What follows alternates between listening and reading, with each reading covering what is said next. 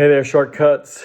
Welcome to video 2 for this week's Shortcuts price list. This is the genre list. I've got city pop, salsa, jazz, soul, funk, blues, and country. I love this list. I'm really proud of this list, so I hope you all enjoy it. For those of you who don't know, this price list will go out 9 p.m. Sydney time this Wednesday, April 15th. And if you would like to be on the price list, have a look at the description below. Click on the form link or copy the link into a browser and enter your details. All right, so let's get started. I just finished a classic rock list, which began with a classic Japanese album. And there are 2 city pop albums that are going to start off this list. And that's specifically because I wrote to the folks in Shinjuku and I said, I have some people who are really into it and it's a genre I don't know. Send me something that they won't know. And so this is what they sent. 2 albums that are really quite interesting and beautiful to look at. So the first that I'm going to show you is, I can show you how this works because it's quite an unusual obi. It's an all of record obi, and the obi wraps around the entire record and is complete. And the album is called Ride on Time by Tatsuro Yamashita. Look at that. And once you take the obi off, then you get this. So look at that. What a beautiful wraparound obi. So this album is the Japanese first press. And so I have found a couple of things about it that are quite interesting. That's the label. So Tatsuro Yamashita is from the Tokyo area and is widely regarded as one of the central architects of Japanese city pop. So for those of you who aren't aware of what city pop means, think of it like a Japanese pop music that fused kind of the West Coast kind of smooth AOR pop sound with funk and disco, but with this immaculate studio sheen that just sounds so Japanese because of its precision and its melodic intent. It is amongst some of the most melodic music you will ever hear. And so, Yamashita was part of a notable early city pop kind of progenitor called Sugar Babe, and then made a run of solo LPs that gave him a kind of new level of mainstream visibility. And this was his 5th album released in 1980 and is often framed as a defining kind of city pop landmark. It was really loved on release, but is even more mythical today and is pure kind of crate digger kind of gold. For those of you who know, you know what that is. So I played a couple of the first couple of tracks, and what just stood out to me was how buoyant and bouncy the bass lines were. Really bright keyboards, just everything you expect from city pop. I think the Shinjuku crew have knocked it out of the park with that one. Now, this next one came with a handwritten note and is quite different, but very, very rare. And I think that's part of the reason why they put it in the box. Again, I think this sleeve is spectacular. So the album is called Minmay Sings For You, and it's by a Japanese city pop female singer and actress, a voice actress, from what looks a little bit like, it's not quite manga, but something similar. She's called Mari Lejima, and this is the sleeve. Look at that. Isn't that beautiful? There's the back.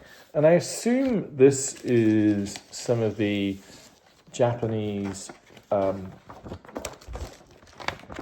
of some of her characters. So you get these kind of cartoon, hand-drawn images. And then on the back is kind of a simile. Now, from what I can tell from this looks, because that's what she looks like in real life. This seems to me, it's quite an obscure Japanese release. There's not a huge amount of information, but it looks like it's a compilation of the best of her vocal performance. So think of it like anime characterizations through the record. And it's like soundtrack sounds, but with this singer-songwriter pop sensibility. So she wasn't just a character voice, because her singing is excellent, but it has that cartoonish anime quality. So it sounds quite different to the Yamashita record. I mean, they're clearly not in the same kind of world. It still has that bright synthiness and quite romantic melodies, but because of the nature of what it is certainly more kind of cinematic. And that anime crossover is really kind of nostalgic and interesting. And so, yeah, I will continue to ask the folks in Shinjuku to educate us. And so there you go. Now, unfortunately, they're both rarities, so they're both, I suppose around the $100 mark. They are what they are, but I've never seen them. I don't know if we'll ever see them again. All right.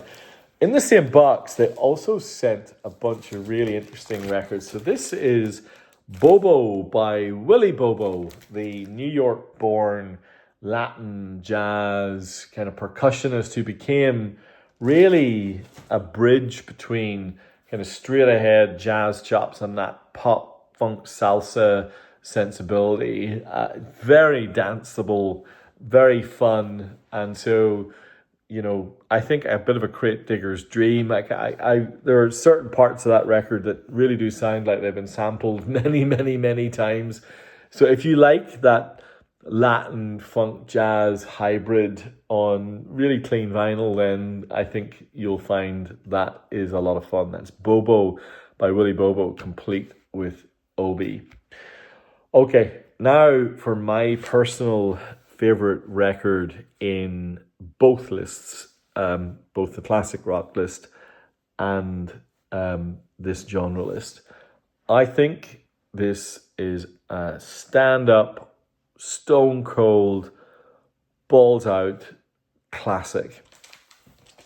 This, I'm not sure if it's the Japanese first press. I'll have to check it out. I'll have to look it up. This is Stand by Sly and the Family Stone. I think this is their masterpiece. I think it's better than There's a Rat Going On. Just the opening side starts with Stand and has the highly controversial Don't Call Me, and you know the rest. I Want to Take You Higher, Somebody's Watching You, and then it finishes with Sing a Simple Song, which I think is one of the great singles ever made. And that still allows you to grab Everyday People and the 13.5-minute Sex Machine on side 2, finishing with You Can Make It If You Try. This is not as dark and murky as There's a Rat Going On, and it is honestly like a greatest hits album that just happens to be the album. And in many ways, it reminds me of, on the first list, Parallel Lines by Blondie, which I think is a 10 out of 10 album. And I think that is a 10 out of 10 album as well. Musically, just ridiculous. And, I don't think we'd have had Prince without this album. It's that good. Okay, now this next record is completely new to me. I haven't listened to a minute of it. I've had to look it up. But it's because of the artist of who it is. This is my new discovery in terms of jazz from last year. So Elvin Jones was the drummer with John Coltrane and a whole bunch of other amazing records from the 60s and 70s. And now you know his name, you will see it pop up. He did a solo album, Heavy Sounds, that is really quite something. And I believe from the note that I got that there's a copy of that record coming in my next box. So I was tempted to wait, but then I thought, no, I'm gonna talk about this on its own. So this is Elvin Jones live at the Lighthouse, a beautiful double hard cardboard. But look at the inside. That is something, isn't it? It is a work of art. Produced by George Butler, recorded September 9th, 1972. Elvin Jones on drum, Gene Perea on bass, David Liebman on tenor saxophone, and the legendary Steve Grossman on tenor sax as well. Elvin Jones, there, look at the old blue note. So what I understand is that this is the US first press. Now, I don't know if there's ever been another press, so this might be it. I have no idea. I'll have to figure it out before Wednesday. But this is swing, hard bop, a little bit of avant as well. Quite ferocious sounding. And the reviews that I read talk of it as like a standout document of his kind of post-Coltrane leadership era. It's really adventurous. It's a big step if you're not into jazz, but I know there are plenty of you out there who like your jazz with a bit of risk, with a bit of frisson. And I think this is right down your alley.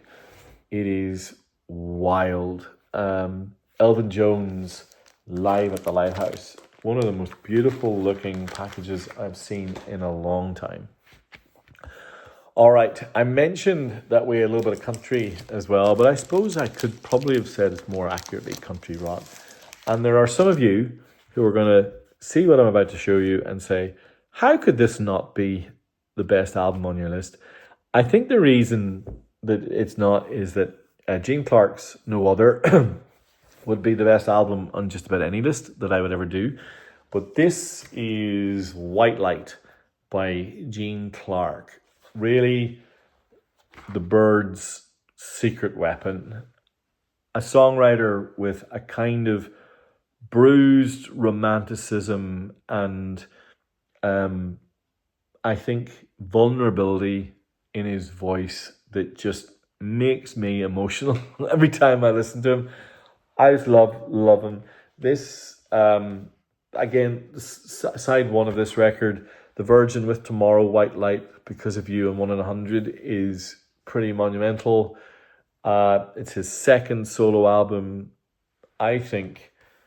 Loved by the critics, really only found its audience a little bit later, after maybe he was, dead and gone.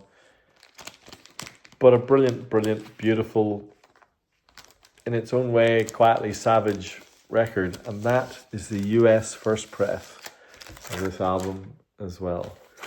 Gene Clark, Lovely Condition. All right. Oh, I get emotional thinking about Gene Clark. I just think he's amazing. And, I just love that record. Okay.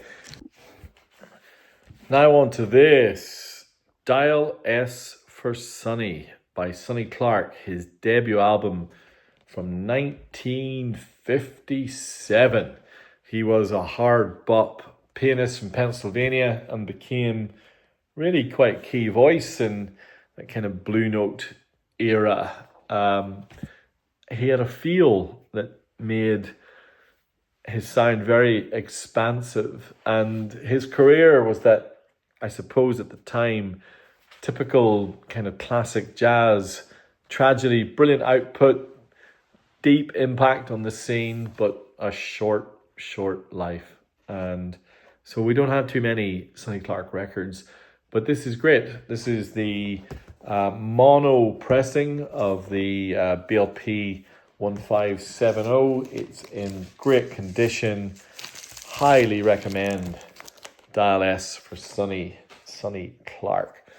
All right, I've got something here now that I haven't had before. I expect this is a Japan-only release, but I really dig it. It is a compilation of the greatest hits of the Ojays. Now, many of you will have collected up some Ojays from me, some of like Ship Ahoy, Backstabbers, etc. And this is a really good compilation of pretty much everything from their classic era. So Backstabbers, Time to Get Down, Love Train, Put Your Hands Together, Give the People What They Want, Survival, Living for the Weekend, Unity. And a really nice OB package. It's just great. I've never seen it before. Really nice label as well. So there you go. For those of you who like the Ojays, that could be everything you ever need of the Ojays.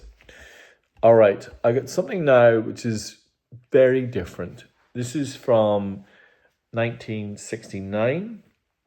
It's a female singer, a deep cult singer. This is Japanese first press. It's very rare. This is New York Tenderberry by Laura Nyro. And there's a somewhat kind of sinister, in my eyes, back sleeve. So,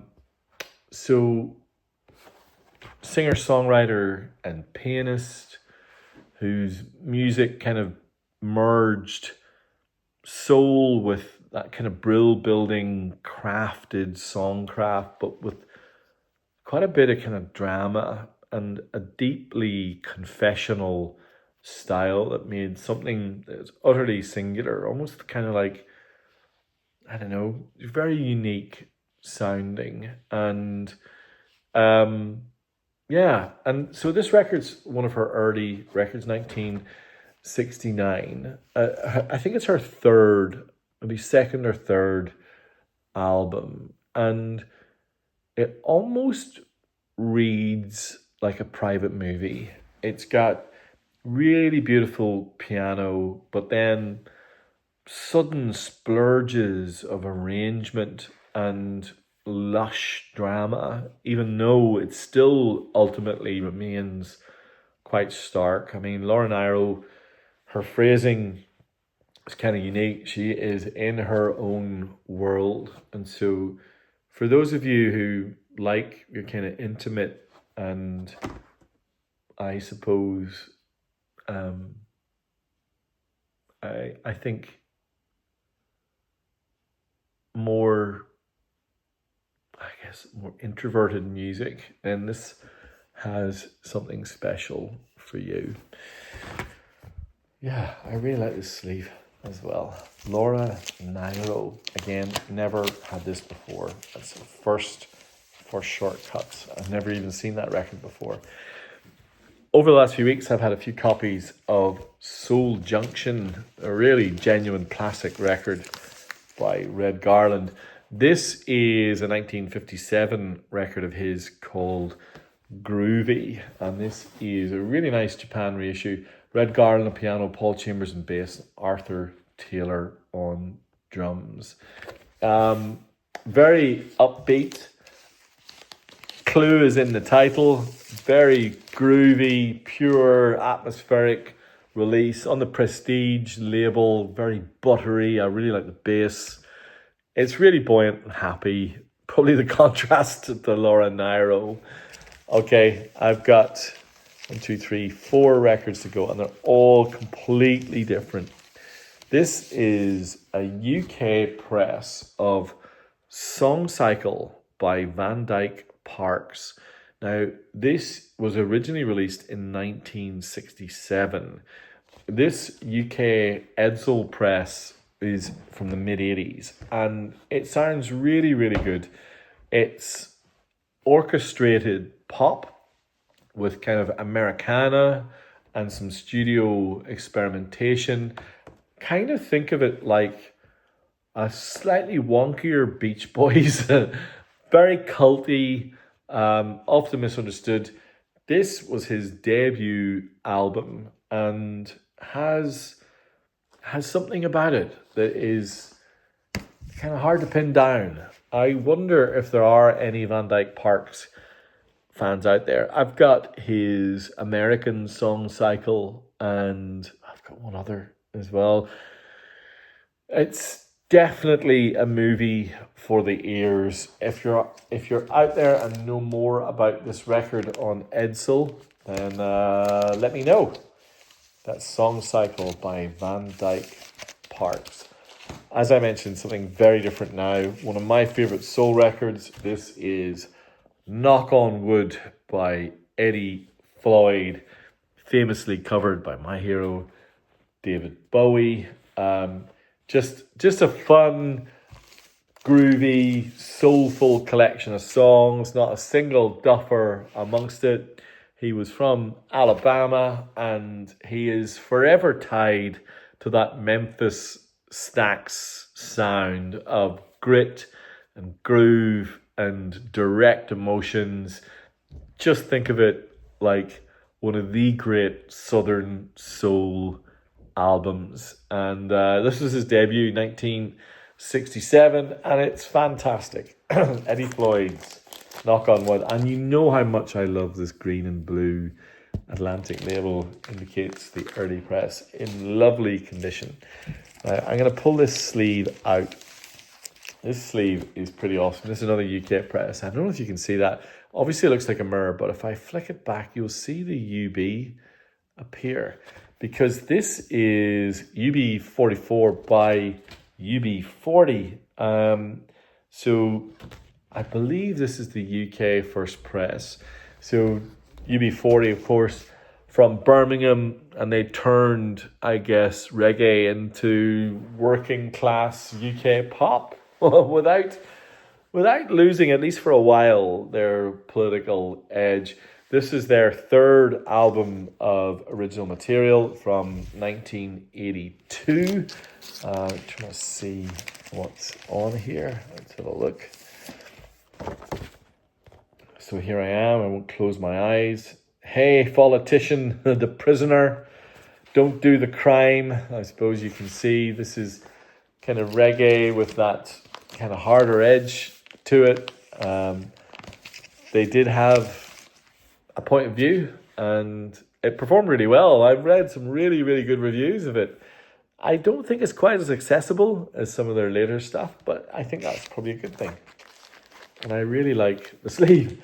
All right, finally, I couldn't get through a genre list without some blues, and this is a blues classic. This is Giant Step by the mighty Taj Mahal.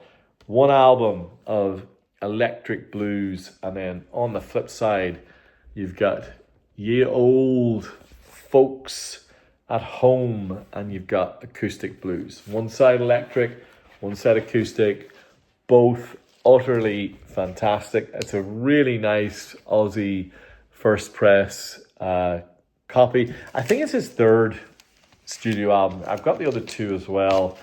I just really like early Taj Mahal. Eventually he becomes kind of a bit like a salsa kind of world music, I suppose, mainstream artist.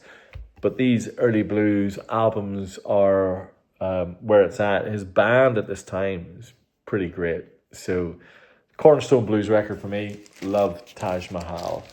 So there you have it. Taj Mahal, UB40, Eddie Floyd, Sonny Clark, the Ojays, Willie Bobo, and some classic city pop.